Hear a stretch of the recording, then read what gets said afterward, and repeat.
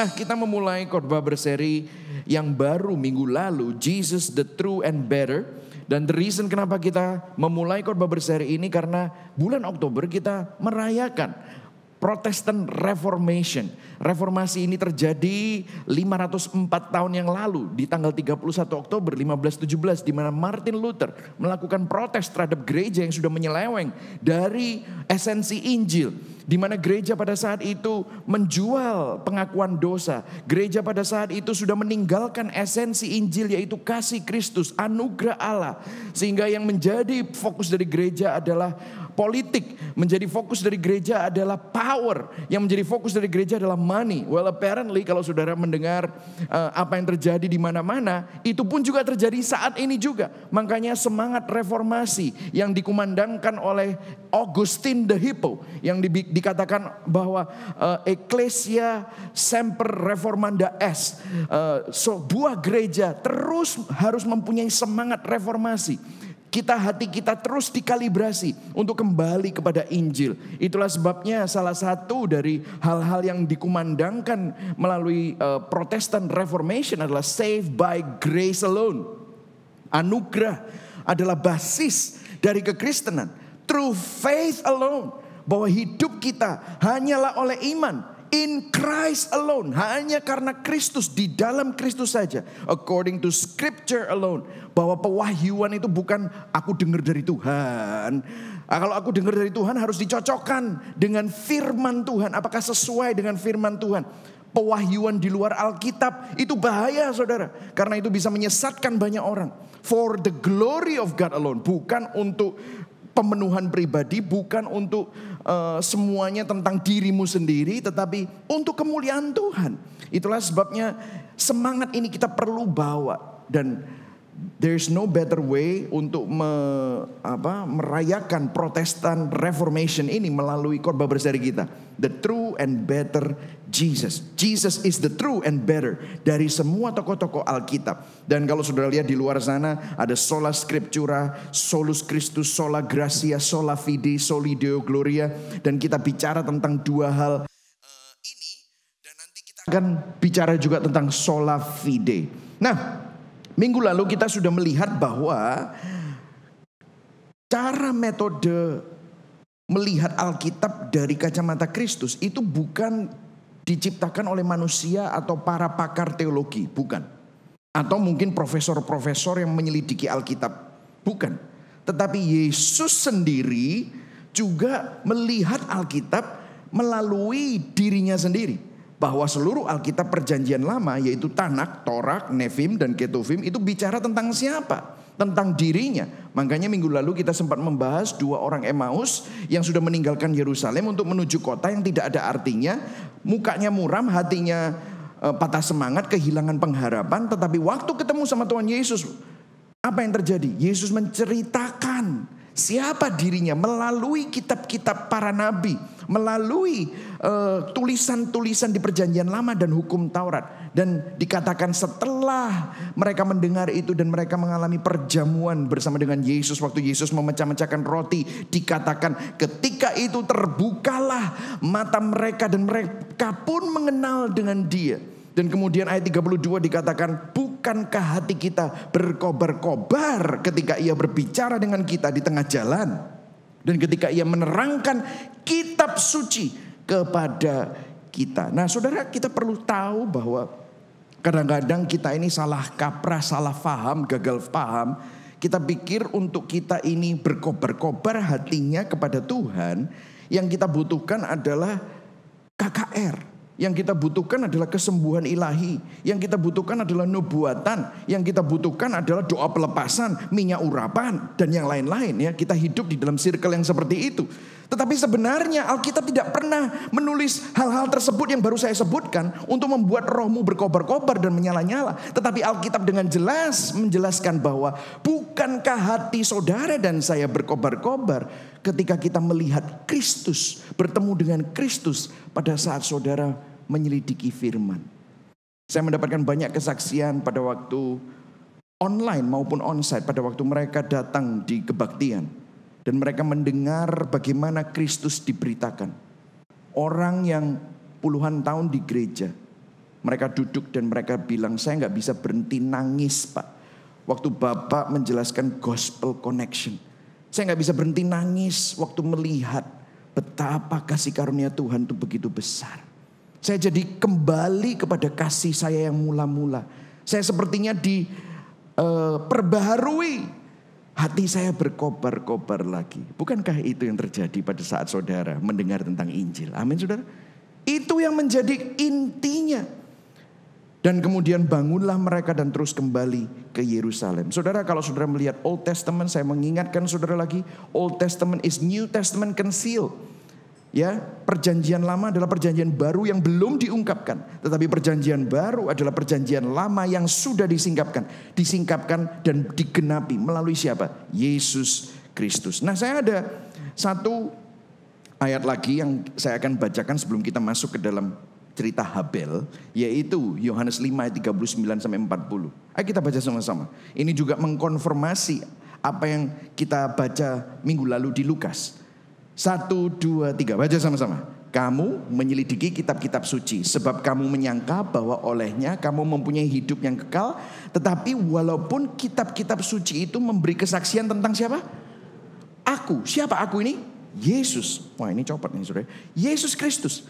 Ayat 40, baca sama-sama. 1, 2, 3. Namun kamu tidak mau datang kepadaku untuk memperoleh hidup itu. Jadi kitab-kitab suci itu memberi kesaksian tentang siapa? Yesus. Sehingga waktu saudara membaca kitab suci dan saudara menemukan Kristus, itulah yang membuat saudara datang kepada Kristus. Jadi hari ini saudara, waktu saudara dengar ini semua, saya mau hidup saudara itu dikalibrasi. Apa yang menjadi fondasi hidupmu? Apa yang menjadi pusat hidupmu? Minggu lalu mungkin saudara mendengar tentang Jesus is the better Adam. Senin saudara terkalibrasi. Tetapi karena masalah hidup yang menghimpit saudara, saudara perlu dikalibrasi ulang. Sehingga waktu saudara membaca, mendengar firman Tuhan, waktu saudara diingatkan, saudara melihat dan menemukan Yesus kembali. Saudara diingatkan bahwa Yesus tidak pernah meninggalkan Anda. Datanglah kepada Dia. Yang setuju katakan amin. Katakan kepada dirimu, datang kepada Yesus. Datang kepada Yesus. Yang online bisa tulis, datang kepada Yesus karena Dialah sumber kehidupan. Amin saudara. Akulah kebangkitan dan hidup. Datang kepada Dia. Nah, hari ini kita akan berbicara. Kalau minggu lalu kita true and better Adam, hari ini kita akan bicara true and better Abel. Tahukah saudara, Habel itu Habel adalah gambaran dari Kristus.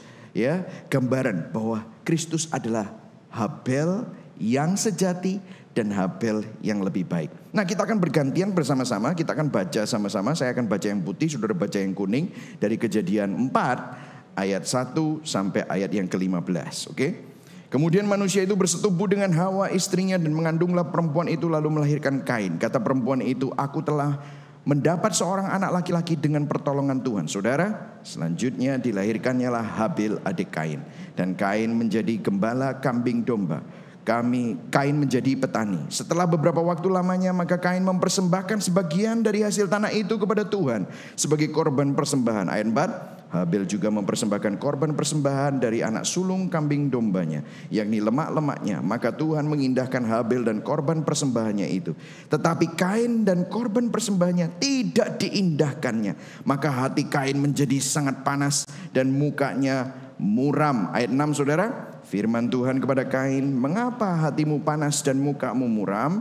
Ayat 7, apakah mukamu tidak akan berseri jika engkau berbuat baik? Tetapi jika engkau tidak berbuat baik, dosa sudah mengintip di depan pintu. Ia sangat menggoda engkau, tetapi engkau harus berkuasa atasnya. Ayat 8, kata Kain kepada Habel adiknya, marilah kita pergi ke padang. Ketika mereka ada di padang, tiba-tiba Kain memukul Habel adiknya itu, lalu membunuh dia. Firman Tuhan kepada Kain, di mana Habel adikmu itu?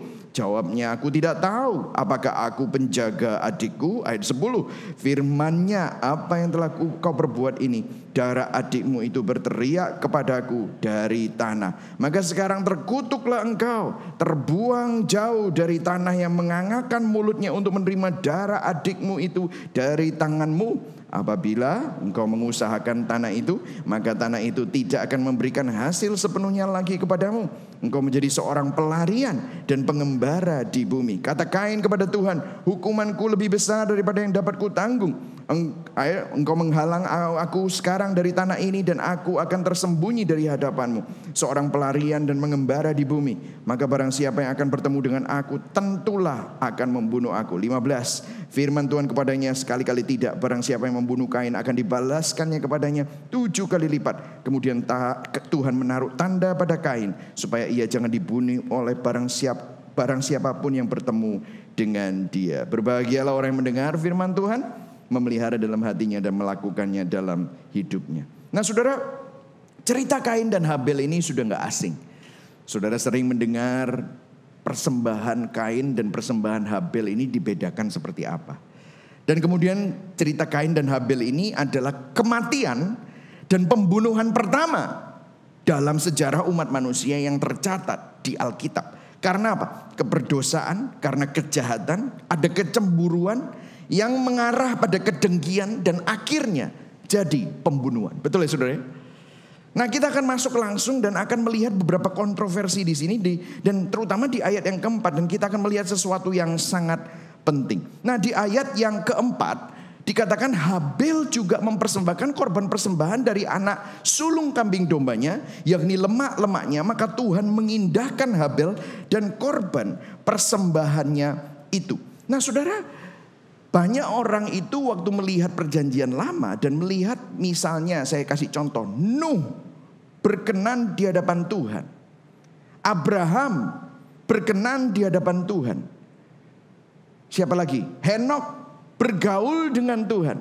Habel mendapatkan perkenanan Tuhan sehingga persembahannya diterima oleh Tuhan. Nah, waktu kita melihat perjanjian lama berbicara seseorang diterima oleh Tuhan, berkenan dan benar di hadapan Tuhan, tanpa pengertian Alkitabiah yang benar, seringkali kita berpikir bahwa orang itu pasti perbuatannya benar, saleh, tanpa dosa di hadapan Tuhan. Betul atau betul, saudara? Ya, seringkali kita berpikir dan seringkali kita mendengar khotbah-khotbah seperti ini. Makanya kamu harus jadi seperti Nuh. Makanya kamu harus jadi seperti Habel yang mempersembahkan korban dengan baik. Makanya kamu harus seperti Abraham. Betul ya saudara? Tetapi tahukah saudara, kalau saudara menyelidiki lebih dalam, Habel tidak terlalu banyak ceritanya. Tetapi kalau saudara menyelidiki cerita Abraham, Abraham gak sempurna, pembohong, berzina juga sama Hagar. Bagaimana orang yang seperti itu bisa dianggap berkenan di hadapan Tuhan dan diterima oleh Tuhan? Daud apalagi dibilang katanya a man after God's own heart. Tetapi dia berzina, dia merencanakan pembunuhan. Kok bisa? Nah, kalau kita melihat seperti itu tanpa berpikir dari sisi Alkitabiah yang benar, pengertian Alkitab Perjanjian Baru menganggap konsep itu gak benar, saudara. Bukan itu. Contohnya apa? Di Roma 3 ayat 10-11. Ayo baca sama-sama. 1, 2, 3. Tidak ada yang apa? Benar. Seorang pun tidak. Tidak ada seorang pun yang berakal budi. Maksudnya mencari Tuhan. Tidak ada seorang pun yang mencari Allah. 12. Katakan sama-sama. Ayo baca sama-sama. 1, 2, 3. Semua orang telah menyeleweng. Mereka semua tidak berguna. Semua itu termasuk saudara dan saya enggak? Termasuk tanpa Kristus. Semua orang. Tidak ada yang benar. Seorang pun tidak. Tidak ada yang berbuat baik. Seorang pun tidak. Sampai diulang-ulang. Seorang pun tidak. Alkitab jelas berbicara bahwa ini tidak Alkitabiah kalau kita berpikir bahwa Habel diterima karena dia perbuatannya saleh. Gitu loh saudara. Nah mungkin saudara berpikir, ya kalau di perjanjian baru ada Yesus. Kalau di perjanjian lama gimana? Gak ada Yesus. Roma 3 ayat 23 berkata, karena semua orang, yang online bisa tulis itu di kolom komen. Semua orang telah apa? Berbuat dosa. Dan telah apa? Kehilangan kemuliaan Allah. Nah jadi kita harus melihat ini. Lah lantas pertanyaannya kan begini. Apa alasan Tuhan untuk menerima persembahan Habel dan menolak persembahan Kain? Betul atau tidak? Pertanyaannya begitu. Loh, ini kok ditolak, satu ditolak, satunya diterima. Why Abel's offering was accepted? Kenapa? Sebagian berpikiran bahwa penyebabnya adalah persembahan Kain mempersembahkan hasil tanah, gandum, dan tumbuh-tumbuhan, sedangkan Kain mempersembahkan korban dari ternaknya, yaitu domba yang sulung dan lemak-lemaknya. Oke, itu ada benernya. Tetapi kalau kita lihat saat Anda masuk ke dalam kitab Imamat, di mana hukum Taurat itu menjelaskan secara detail korban-korban yang harus diberikan kepada Tuhan oleh bangsa Israel. Di sana juga disebutkan sama seperti korban binatang ternak dan domba, korban hasil bumi dan hasil tanah pun diterima oleh Tuhan. Gandum dan tumbuh-tumbuhan, meskipun itu fungsinya berbeda, tetapi tetap diterima oleh Tuhan dengan tujuannya masing-masing. Jadi ternyata persembahannya itu bukan masalahnya. Dengar kan? Persembahannya bukan masalahnya. Karena apa? Later kalau saudara fast forward di kitab Keluaran, pada waktu Tuhan memberikan hukum Taurat dan ditulis secara detail di kitab Imamat, ternyata persembahan grain offering, ya, tumbuh-tumbuhan, gandum, hasil tanah itu diterima sama Tuhan. Meskipun fungsinya berbeda, tetapi itu tetap diterima. Lah kok kenapa ini ditolak? Jadi alasan bahwa persembahan Habel adalah binatang dan persembahan Kain adalah hasil bumi sebagai penyebab penolakan Tuhan dan penerimaan Tuhan, itu alasan yang kurang tepat. Lantas apa penyebabnya? Nah disinilah kalau kita mau menafsirkan sesuatu jangan pakai ide sendiri, saudara. Dan tanya Roh Kudus terus kemudian saudara bilang, aku dengar dari Tuhan. Kalau saudara melakukan itu bertobat. Kalau ada hamba Tuhan yang mendengar ini dan Anda mendengar, Anda perlu bertobat. Kenapa? Karena kalau kayak gitu bisa lain-lain penafsirannya. Yang setuju katakan amin. Jadi gimana caranya tahu untuk menafsirkan ini? Maka cara yang paling benar adalah biarlah Alkitab menjelaskan Alkitab. Amin saudara? Jangan menggunakan pewahyuan-pewahyuan manusia yang berkata Tuhan berkata kepada saya, atau saudara cocokologi atau gatokologi, ya saudara ya. Kita perlu bertobat dari itu semua. Nah, apa kata Alkitab di sana? Nah, kalau kita pergi ke Ibrani 11 ayat 4. Saudara, Ibrani 11 saya kasih backgroundnya. Ibrani 11 adalah daftar dari pahlawan-pahlawan iman. Tetapi pahlawan-pahlawan iman itu kalau saudara lihat, ada Rahab yang seorang pelacur, diterima Tuhan. Ada Abraham, ada Daud, ada Henok. Ini listnya macam-macam. Orang saleh, tapi juga ada pelacur. Bayangkan saudara, campur baur. Lah apa yang membuat mereka menjadi pahlawan iman? Nah ya jelas, namanya aja pahlawan iman. Lihat, Habel ternyata persembahannya diterima karena apa? Ayo baca sama-sama. 1, 2, 3. Karena iman. Habel telah mempersembahkan kepada Allah korban yang, ayo semuanya baca, yang lebih baik daripada korban Kain. Dengan jalan itu ia memperoleh kesaksian kepadanya bahwa ia benar. Masih ingat ayatnya tentang Abraham? Abraham percaya kepada Tuhan dan imannya dianggap sebagai kebenaran. Kelakuannya belum benar, tetapi imannya yang percaya kepada sang kebenaran, disitulah dia dianggap benar.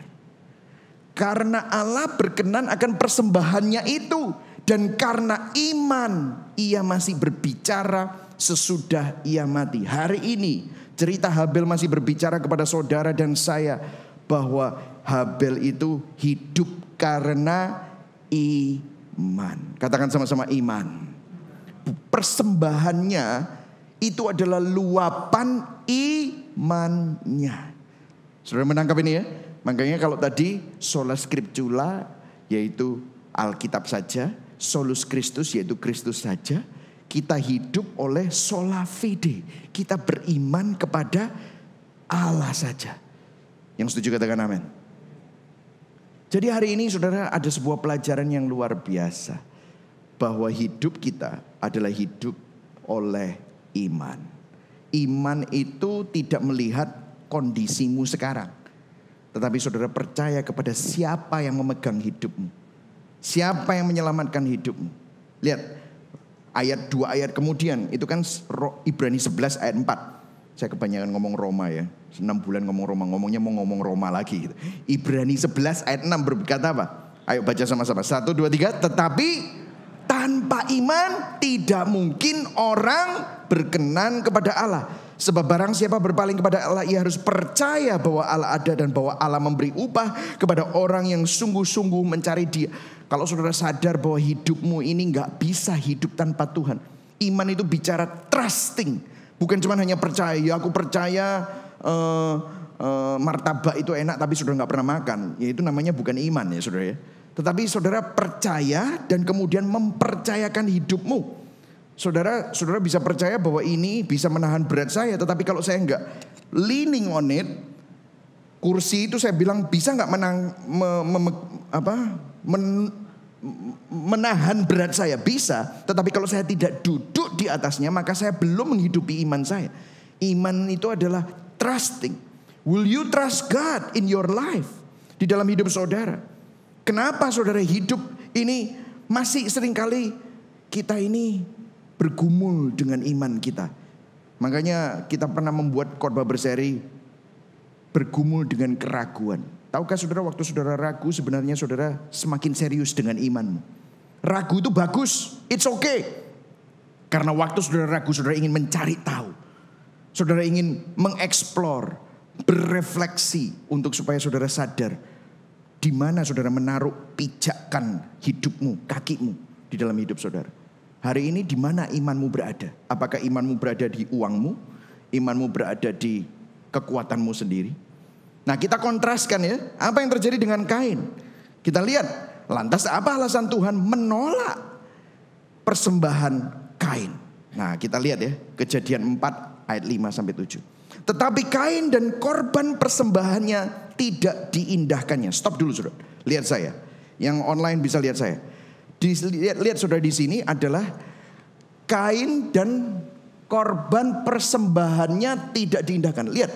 Apakah korban persembahannya yang tidak diindahkan, tetapi yang lebih dulu disebut adalah Kain dan korban persembahannya. Tadi juga begitu, Habel dan korban persembahannya diterima dan dianggap berkenan.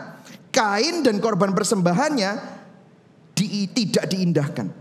Saudara, kita perlu sadar, yang ditolak bukan persembahannya tetapi orangnya. Dengar saudara, yang ditolak bukan persembahannya tetapi orangnya. Kenapa? Persembahan sebenarnya adalah luapan dari ungkapan dan manifestasi dari orangnya. Itulah sebabnya kalau Anda selidiki etika kekristenan, itu bukan etika perbuatan tetapi etika motivasi.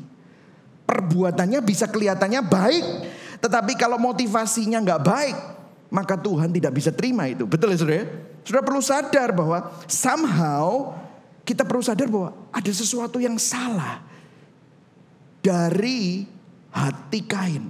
Cara dia mempersembahkan korban, motivasinya mempersembahkan. Petunjuknya di mana? Di ayat yang ke-6. Dilihat firman Tuhan kepada Kain. Mengapa hatimu panas dan mukamu muram? Ditanyai. Saudara lihat gak? Kalau saudara notice ya, waktu Adam jatuh dalam dosa, siapa yang cari Adam duluan? Tuhan. Tuhan ngasih kesempatan. Adam, di mana kamu? Wah, aku sembunyi, aku takut karena aku telanjang. Loh, siapa yang ngasih kamu tahu kamu telanjang? Oh, kan Tuhan tahu siapa. Ngapain dia? Dikasih kesempatan. Ini dikasih kesempatan. Loh, kenapa kok kamu panas, mukamu muram? Mengapa kamu panas, mukamu muram? Apakah mukamu tidak akan berseri jika engkau berbuat baik? Dikasihin. Loh, kalau kamu cek hatimu, kalau hatimu benar, kamu gak akan seperti ini. Betul atau enggak saudara? Saudara pernah punya anak, terus anak saudara melakukan sesuatu yang salah, terus kemudian saudara tanyai, dan saudara ajak percakapan seperti ini saudara? Pernah ya saudara? This is exactly what God is doing. Tetapi jika engkau berbuat baik, kamu gak akan takut, kamu gak akan panas, gak akan muram. Somehow dari ayat ini Kain sebenarnya tahu apa yang salah di dalam hatinya. Betul atau tidak? Tahu. Nah, kita nggak tahu karena Alkitab tidak menjelaskan apa itu. Tetapi nanti bisa kelihatan.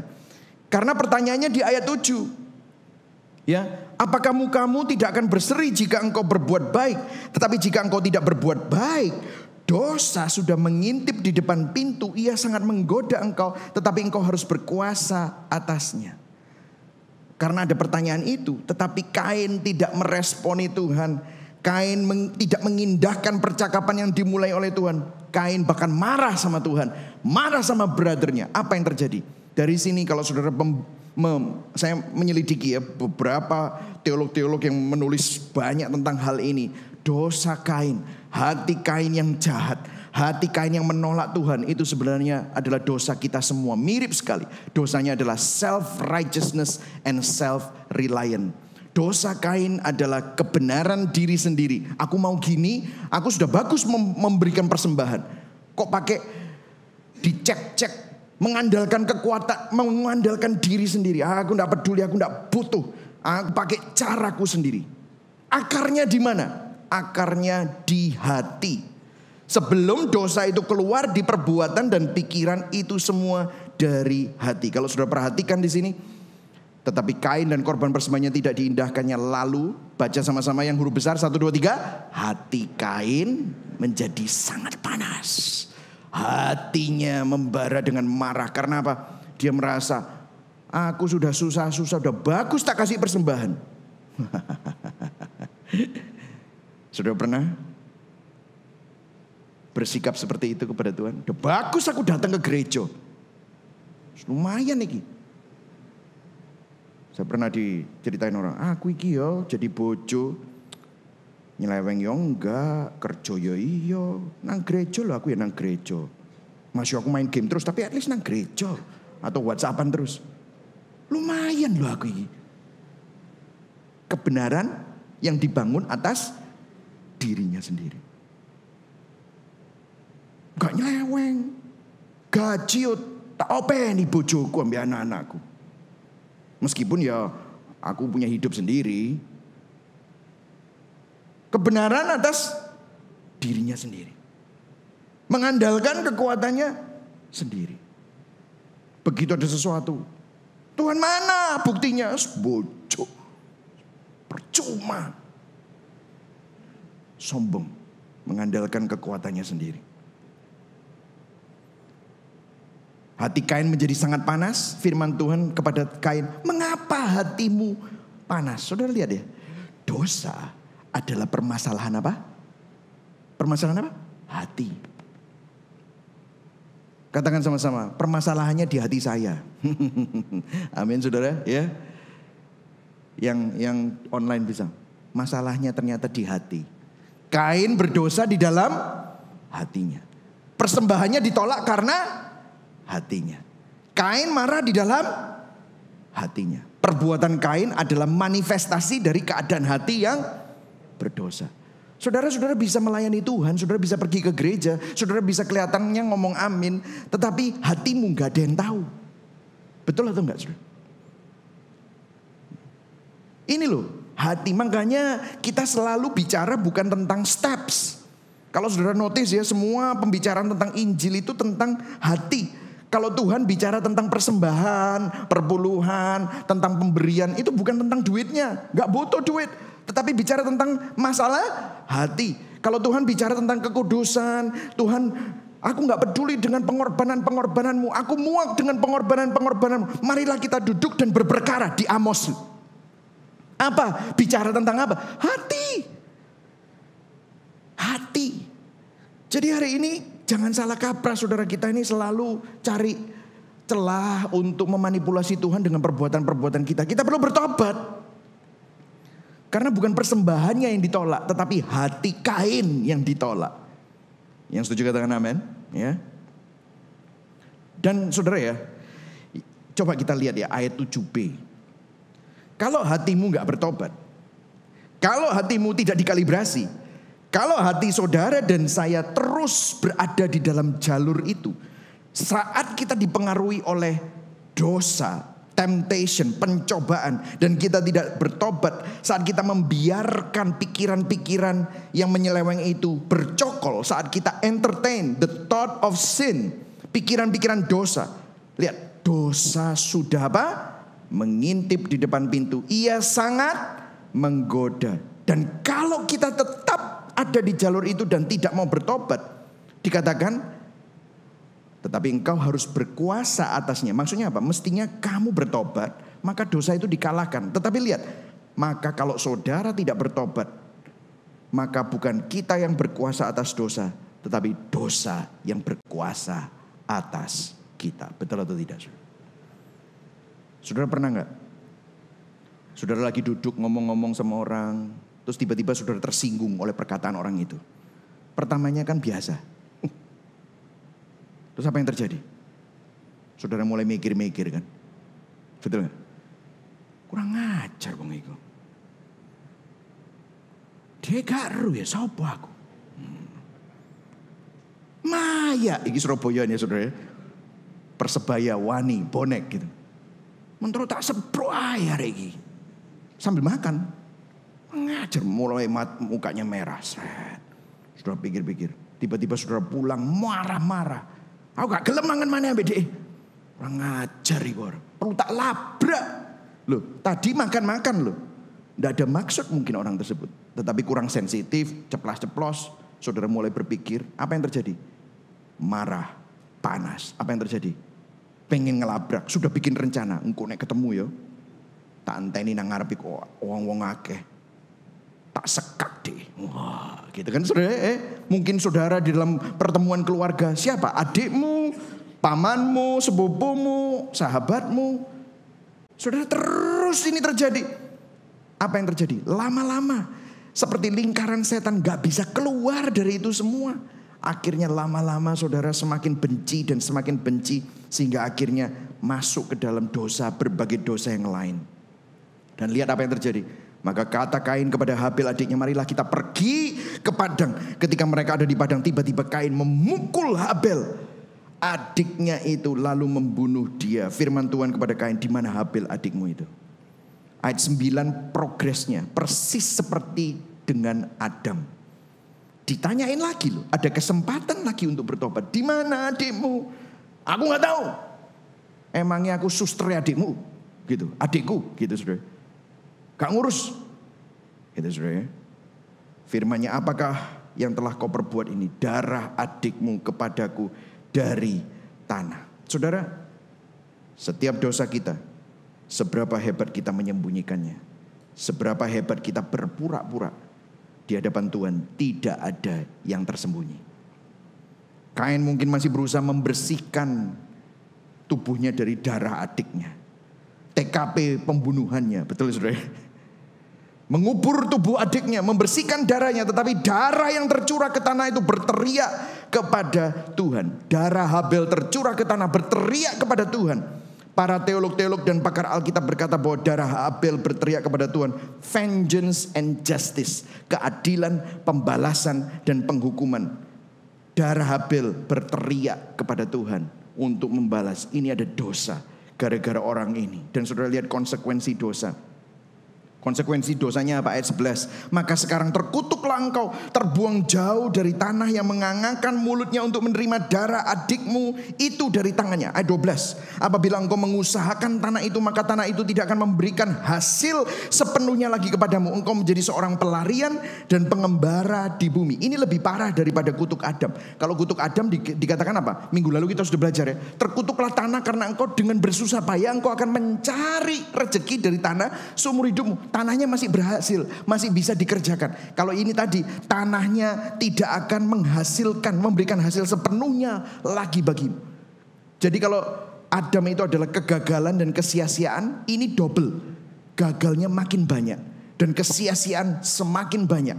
Dan dikatakan kamu akan menjadi pelarian. Bahasa asli pelarian itu, kamu akan punya banyak musuh.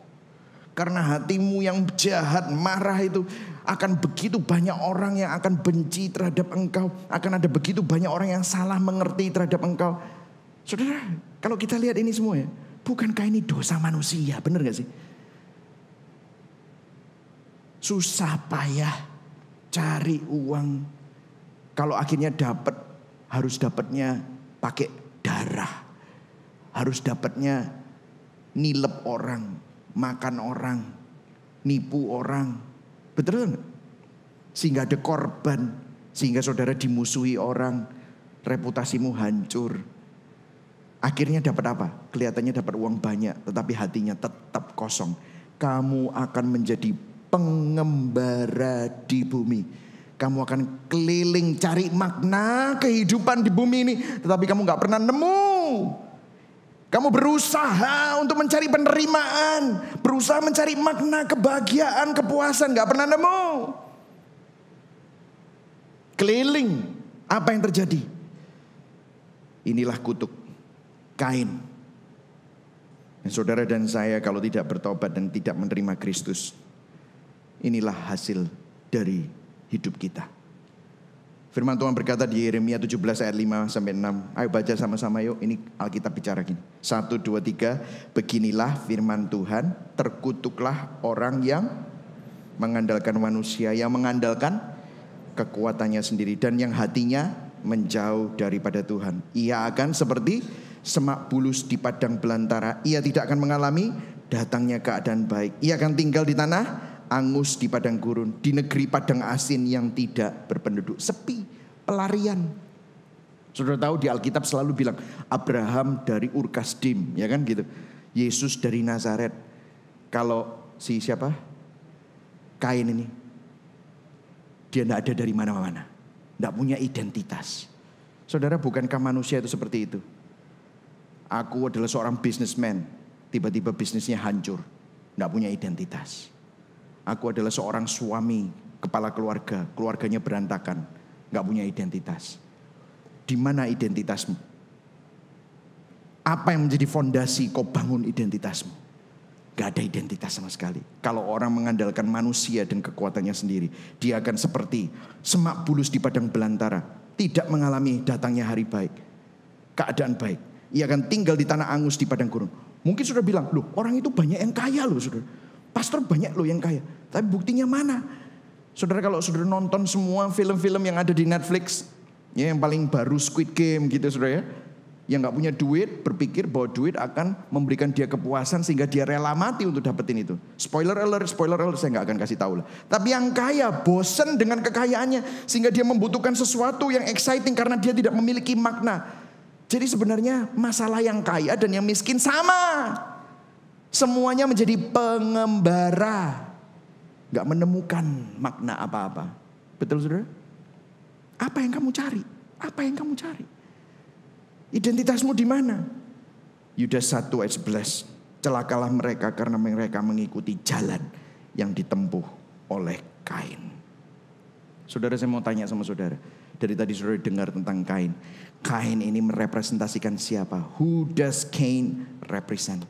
Kain adalah representasi kita, orang manusia berdosa.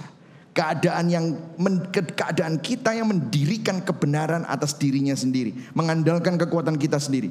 Dan yang lebih buruk saudara, dari kegagalan, dari permusuhan dengan orang lain, dari kesia-siaan, dan yang lebih parah seperti minggu lalu adalah apa? Keterpisahan dari Tuhan. Karena Tuhan melihat dosamu, dia harus menghukum engkau karena dia adalah Allah yang adil. Dia harus membalas engkau setimpal dengan dosamu. Kita semua mestinya ada di bawah murka Allah. Murka Allah ada di atas kita. Upah dosa adalah maut. Roma 6 ayat 23. Darah Habel yang tercurah ke tanah dan yang berteriak adalah simbol pertanggungjawaban kita dari semua dosa yang pernah kita lakukan terhadap orang lain, merugikan orang lain, mengambil hak orang lain, menindas orang lain, marah terhadap orang lain. Masih ingat Yesus bilang apa? Kamu pikir kamu belum pernah membunuh? Kalau kamu marah kepada saudaramu, kamu patut dihukum seperti orang yang membunuh. Kenapa? Lihat, Kain awalnya dari mana? Hatinya panas karena marah. Sama aja. Perbuatannya belum membunuh, tetapi hati kita sudah sama dengan orang yang membunuh. Menindas orang lain, marah terhadap orang lain. Dari semua konsekuensi dosa kita, kita harus mempertanggungjawabkannya di depan Tuhan. yang maha adil. Pelanggaran kita semestinya harus dihukum. Tapi puji Tuhan ya, ini cerita perjanjian lama.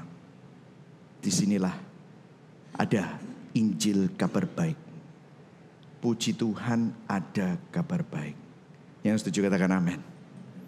Karena ceritanya gak berhenti sampai di situ. Saudara, saya akan sedikit berikan secara cepat persamaan Kristus dengan Habel.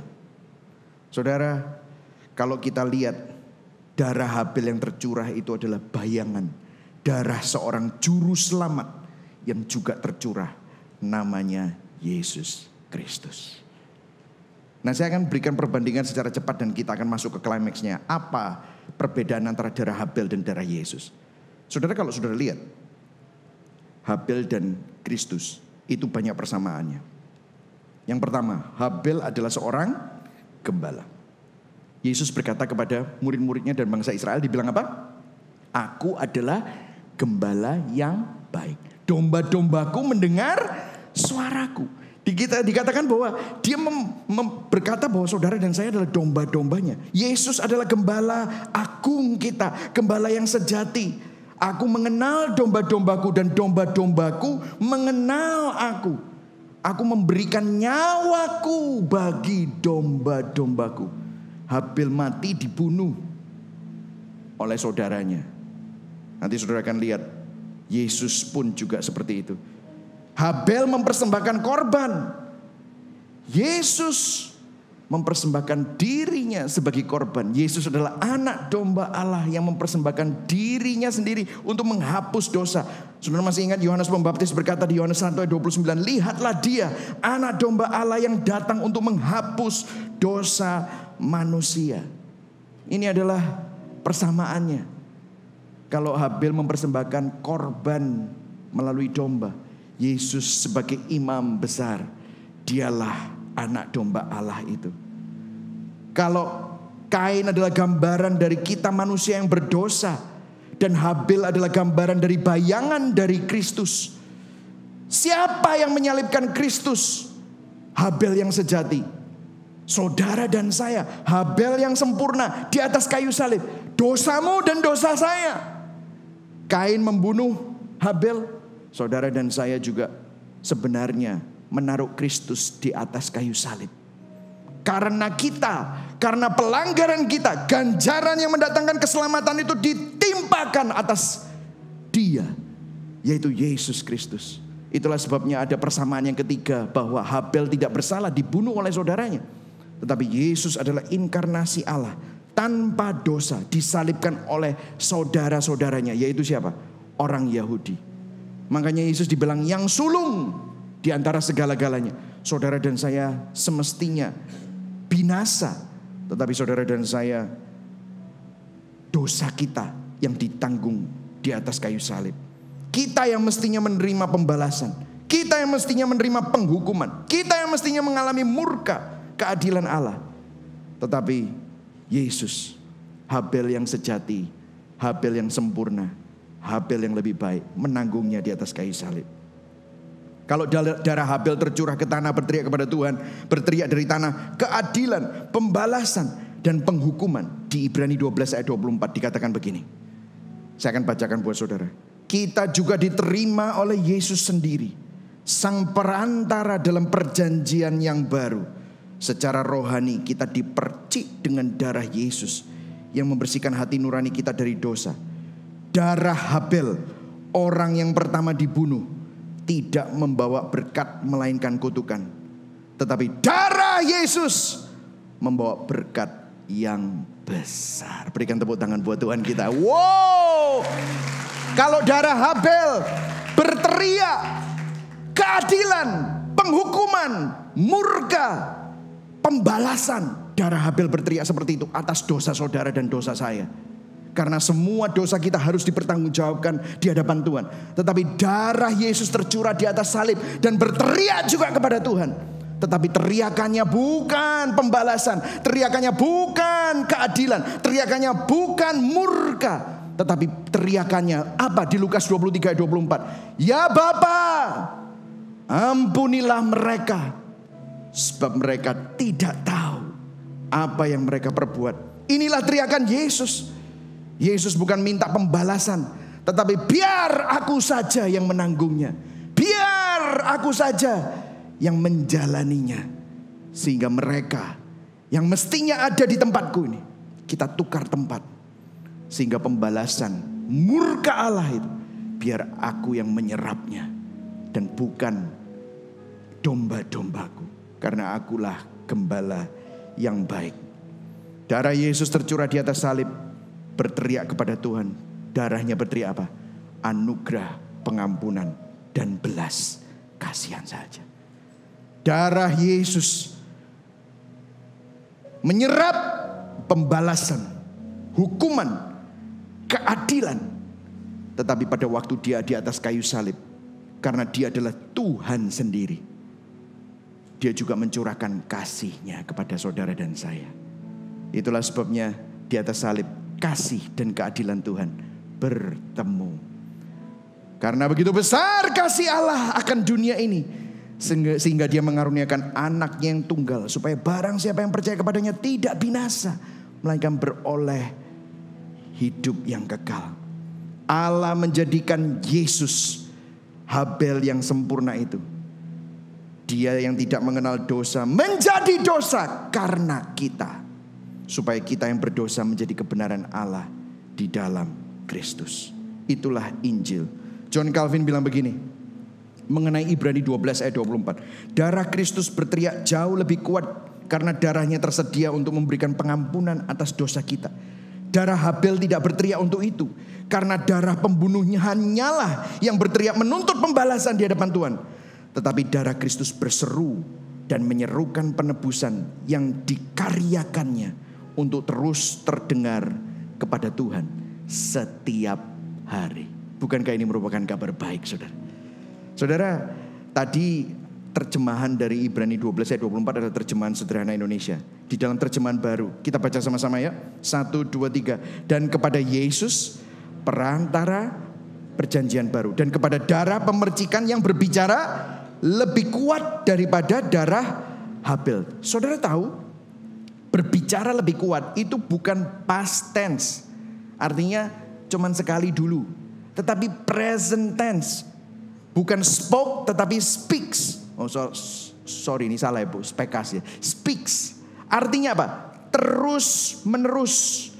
Artinya begini saudara. Waktu Yesus berkata Lukas 23:24, ya Bapa ampunilah mereka sebab mereka tidak tahu apa yang mereka perbuat. Sampai hari ini setiap kali saudara jatuh dalam dosa, setiap kali saudara gagal untuk memenuhi standar Tuhan, dan saudara datang kepada Tuhan dan untuk bertobat, saudara datang kepada Tuhan, Tuhan ampunilah aku, Tuhan aku ini orang berdosa, tolong aku. Disitulah Yesus berkata, darah Yesus berteriak kepada Allah Bapa, ampunilah Michael Christian, karena untuk dia aku sudah mati di atas kayu salib.